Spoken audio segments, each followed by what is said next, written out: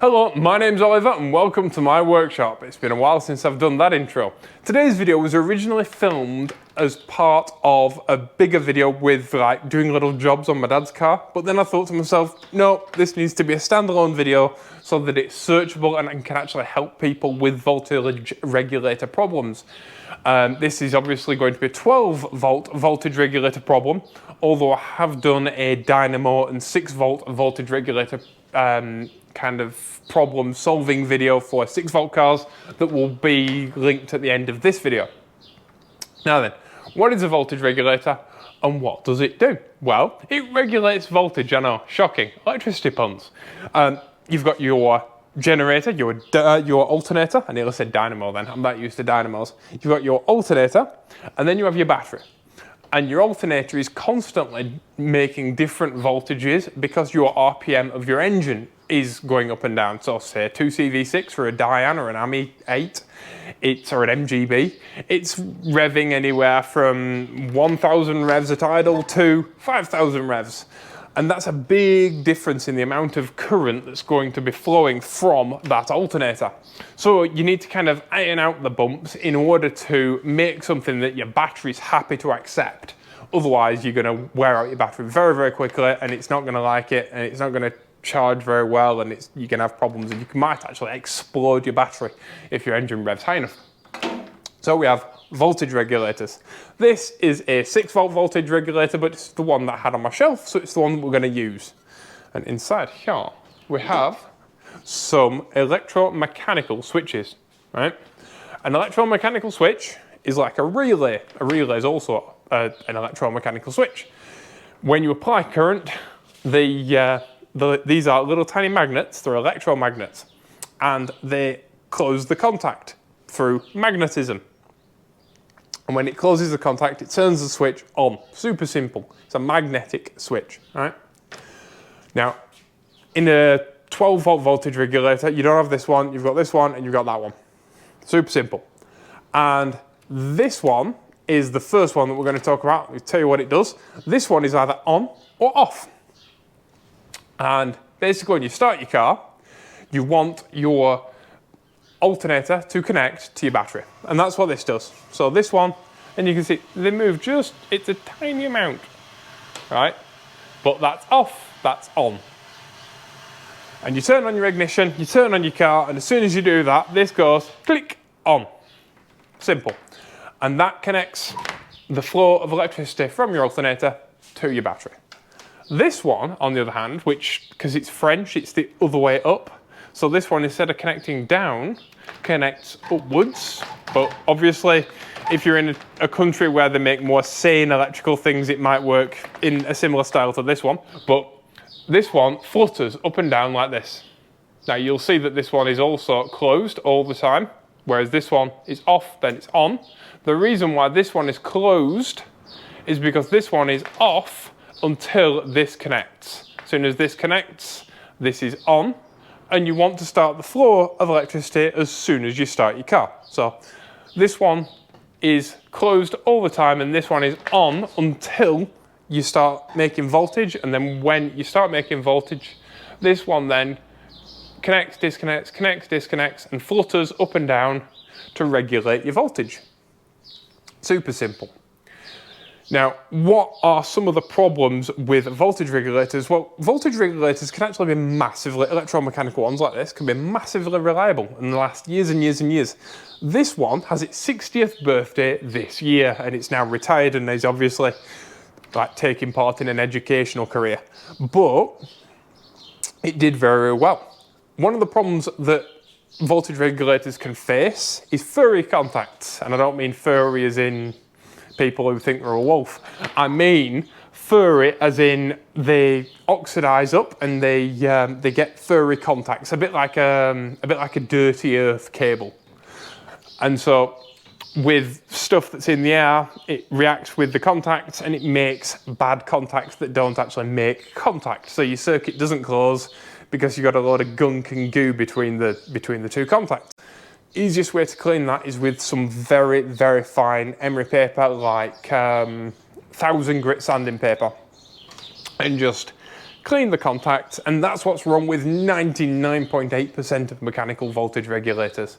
You can drag whether it's a tractor, an MGB, or a 1930s Bugatti, that's what's wrong with them. Now, if that's not the problem, they can also stick. Sticking, super, super bad, because it means that the two contacts actually weld themselves together. Obviously, that's bad. The electromagnets can fail. It's not massively common, but it does happen. The worst one to fail would be, well, if this one fails and sticks, it can blow up your battery. If this one fails and sticks, when you turn your car off at night, then this one stays down. And where your electricity has been flowing from your dynamo uphill into your battery, it will then flow downhill because it will take the path of least resistance to ground. So it'll flow from your battery, and your battery will empty all of its power straight into your alternator and melt your alternator. And that's obviously bad. It's not as bad as an exploding battery, but it's pretty bad. Now I've had an exploding battery in my car due to this one sticking shut, and that's very, very bad. So that's why I've replaced this voltage regulator. I actually replaced it to tell you how stout voltage regulators are.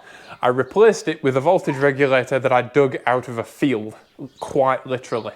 And it was the same brand as my dynamo, and so it works beautifully. And inside, it has like a cork gasket, and when you took it apart, it looked like it had been kept on a shelf wrapped in brown paper. It looked like a new old stock part. It was gorgeous. And that one's still on my car now. So electromechanical voltage regulators can be really stout, they can be really good, but when they go wrong, they tend to go wrong pretty spectacularly. Now today, my dad's going to be swapping his electromechanical voltage regulator out for a solid state voltage regulator. Now, what's a solid state voltage regulator? It's basically, rather than electromechanical, it's electronic. And it uses a little tiny voltage regulator and some capacitors. They are super, super simple. It is a super simple little circuit board that's in a little tiny body like this with some contacts on. And the components are cheap. The manufacturing process is cheap, but they can also do a lot better job because, as you can see in here, there's a lot going on. And it's very complicated. Whereas the circuit board for a voltage regulator is simply some capacitors and your little voltage regulator chip thing, and that's it. And then it's all potted together. So potted means it's like filled with resin so that you can't get any moisture or salt water or anything into your car. Now my dad had a bit of a failure after we went to England with all the salt water on the roads. That might have had something to do with the failure. Because obviously, even though there's a seal around here and it's all sealed together, after 50 years, which my dad's car's nearly 50 years old, those seals and stuff can get a bit old, and all it takes is a bit of moisture in your system. That's how they go wrong. Electromechanical voltage regulators are great, they can be really reliable, but when they go wrong in a really big way. And there's absolutely no reason why you shouldn't have a solid state regulator if you can get one for your vehicle, because they work beautifully. In this box we have a solid state voltage regulator made in Germany, so it has no moving parts. Dad likes the idea of the added kind of peace of mind of a new solid state one, so he's bought one, and they are like quite economical, and free in his mind there's no reason why not to. So he's bought himself a new solid state voltage regulator. So, Dad, why, when you've got a perfectly functional voltage regulator, are you replacing it? Right, I had an issue with the alternator, and this little pot here has two little carbon bushes. In fact, it's only got one now, that produce electricity. 12 volt goes in, and then it goes through the alternator, it boosts the power. And basically, this is melted, completely melted. Right, so what I've done, I've replaced this part in the original alternator, and I'm keeping that as a spare. But I've also bought a brand new alternator, which is now fitted to the car. And one of the things that can cause this issue on a car is if you have an electromechanical voltage regulator and it sticks shut, so when you turn your car off, it doesn't like disconnect, if you will. It dumps all of the battery's power into your alternator or your dynamo, and it does melty things. And alternators aren't quite as stout as dynamos. So you've bought this, basically. So basically this has no moving parts at all, whereas electrical or mechanical is like all moving parts. The whole thing moves. But your there are loads of electromechanical voltage regulators that have worked beautifully for decades and decades and decades. And yours is quite a simple one, isn't it? It's a lot less complicated than my 6-volt one, but it's also not as like fancily made. Even the one that I replaced mine with, because I've also replaced my voltage regulator, mine was like barn finding knackered inside, and so I managed to get I dug one out of a field that is for my dynamo, and it's like gorgeous inside, isn't it? It's like a brand new one. Because I can't get stuff like this for my car. In fact, we once tried, when I was having voltage issues years ago, I bought a solid state motorbike one to try, and it just didn't work. But you're lucky because you can get stuff like this. Yeah, they're €18. Yeah. So I'd sooner spend €18, a peace of mind, put it to the car, it's brand new, it's going to be good. Yeah. And it's newer, and it's more modern, and it's better. Yeah. Because it doesn't have moving parts, it's better. And the plain fact is I can take the old one off, put it in my spares bag in the boot, and if that ever dies, I can swap the other one back on. Yeah. And I'm a great believer in putting better, more modern things on an older car. Yeah, not just more modern for the sake of more modern, but more modern when it's better. When it's better, like electronic ignition, rather than points, because it saves fuel. So over time, you might think, well, it costs X number of pounds to fit, but over time, if you're keeping your car a long time, over time, you get that money back. Yeah. Just in spark plugs. Yeah, in peace of mind as well. Yeah, decent spark plugs. Same thing again. Yeah. It saves fuel, produces more power, therefore you don't burn as much fuel. Yeah. And the whole it's better because it's better. In the case of electronic ignition, I agree with you completely. The thing with electronic ignition, especially on a Dyane, because on a Dyane, to get to the ignition, you've got to take the front valance off. Yeah. And it's a massive job. Like on a 2CV, it's nothing. You take the fan shroud off, you take the fan off, and it's right there. Yeah. But on a Dyane, it can take an hour. Yeah. And you know that if you're using a condenser ignition, that condenser's always going to go at the worst possible time. And your points can burn out. Yeah. You're gonna be going home in the snow, in rain, in middle of night, you know, on a really busy road, and that's when your condenser will just go poof. So yeah, modern when it's better, definitely. I agree with that. Yep. Okay. Right, let's get it fitted.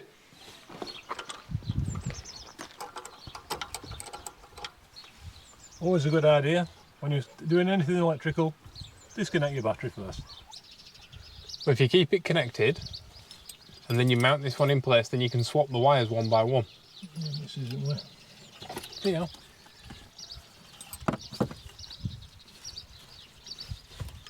Right, so we've put the new one in place, but we haven't disconnected the old one. And the reason for that is on a lot of cars like this, especially 2CVs, the colours on the colour of the wire, it's the colour of the ends of the wire. So if you keep the old one in place, then you can swap things over kind of wire by wire, and you don't get things mixed up, because this looks a lot like an earth, as you can see, which is why Dad's wrapped a bit of tape around it.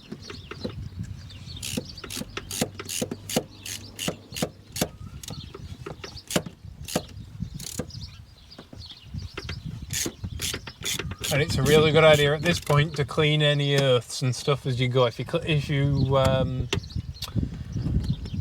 you get a piece of like 1000 grit sandpaper and just gently clean the earth, I like to do it 1000 grit sandpaper and a little bit of WD-40, and it just makes sure that all your contacts are all nice.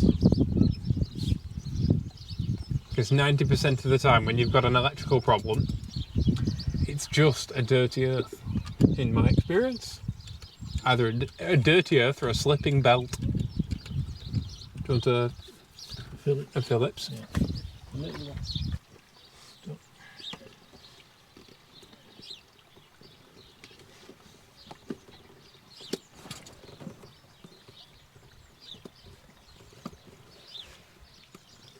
What do you think? That's the best reason to have kids, that, so you've got someone to pass your spanners.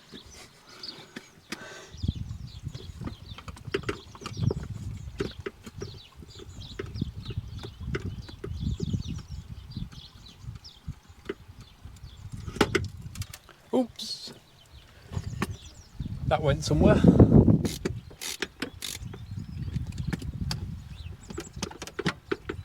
There you go. Just 3 wires and we're done. That's an inside joke that I've never explained.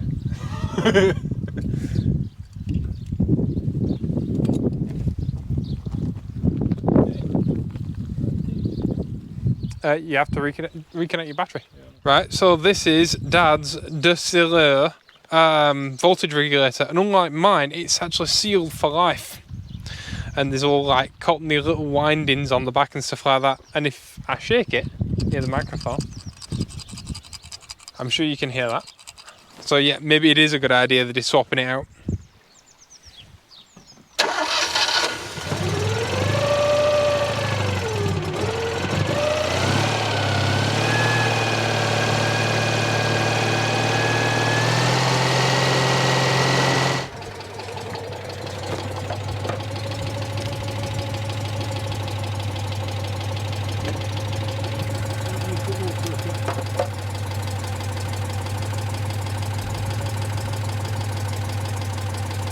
Tick over.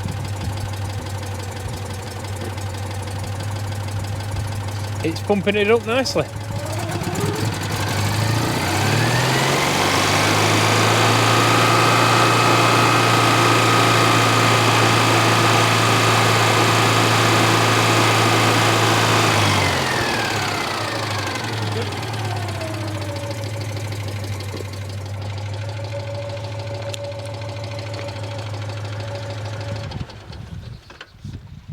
So it's very different from a dynamo, because a dynamo voltage regulator just kind of puts little bits in and tops it up as it uses it, whereas this is just like power. So this is a little piece that melted. There's 2 bushes that go into the alternator, and this is a brand new alternator. I've kept the old alternator. I bought a new one of these. I've fit it and kept it as a spare. So we're good now for another 20 years.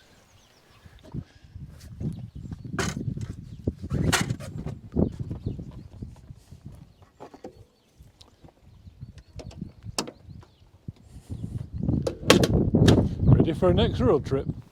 So that is swapping a voltage regulator. It's super simple. Whether you're swapping an electromechanical one for a solid state one, or you're swapping an electromechanical one for a new electromechanical one, it's that easy. It's 3 wires, 2 screws, and as long as you do it wire by wire by wire, and they're all labelled on the voltage regulators, you can't go wrong. You also, remember, clean your earths.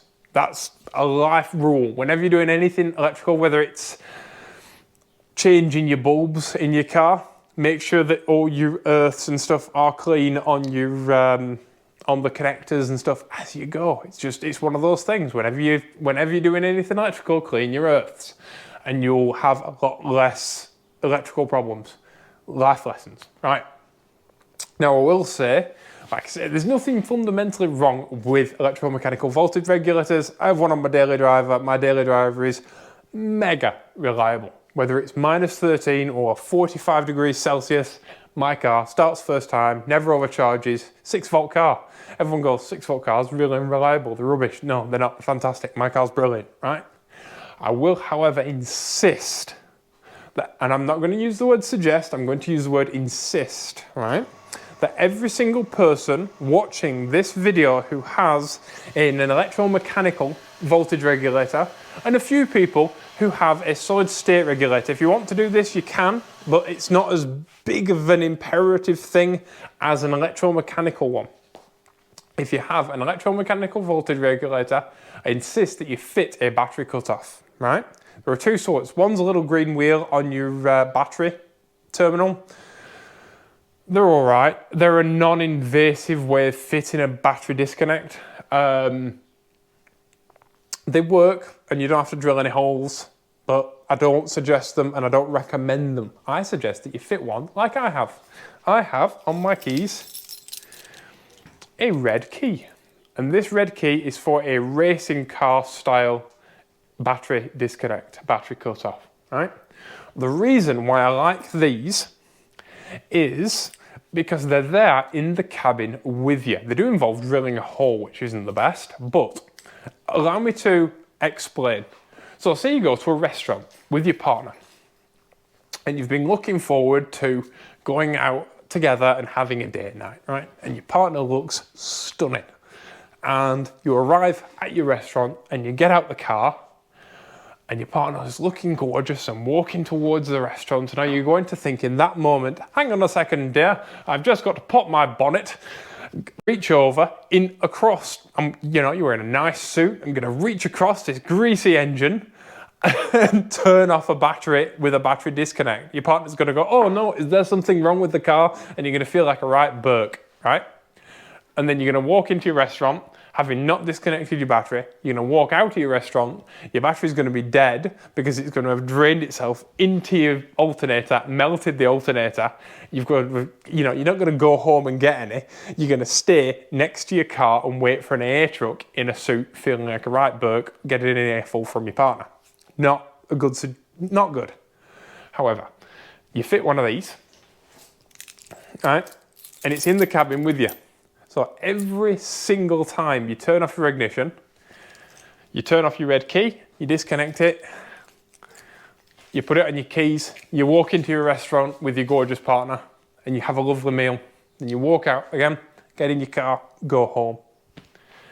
Because every single time you turn off your ignition, whether it's to fill the car up with fuel, walk into a supermarket, go for lunch with your partner, every single time you do it, you disconnect your battery. So that voltage regulator will never stick on, because it should, every time you disconnect your battery, there is no voltage in the system at all, so it should disconnect. Your battery can't drain off to anywhere because your battery is only connected to the cutoff and nothing else. Super, super simple. It's yet another fail-safe. It won't prevent overcharging, unfortunately. That second relay that's in the mechanical voltage regulator that clicks up and down, the one that flutters like that, if that sticks, it will overcharge your battery. And it's one of the reasons why I suggest people check dates on batteries, right? Because as batteries get older, they get more finicky and harder to charge because the plates inside the batteries get crystals on them, especially with cars that are older and less good at looking after their batteries. The plates get crystals on them from funny charging, and then they become more resistant to charging, so they become more prone to overcharging. I've had this happen myself. I took my partner to a train station. She was going on holiday to visit a family, and we made it to the train station. I didn't make it out of the train station, unfortunately. I had to ring somebody up and have them bring me a 6-volt battery so that I could then start my car and drive it home. It did it. It also blew battery acid all over my engine bay. Luckily, I had a bottle of water in the car and I was able to douse it all down with water, then go get some more water from a public toilets, douse it with more water while I waited over an hour for someone to bring me in a 6-volt battery.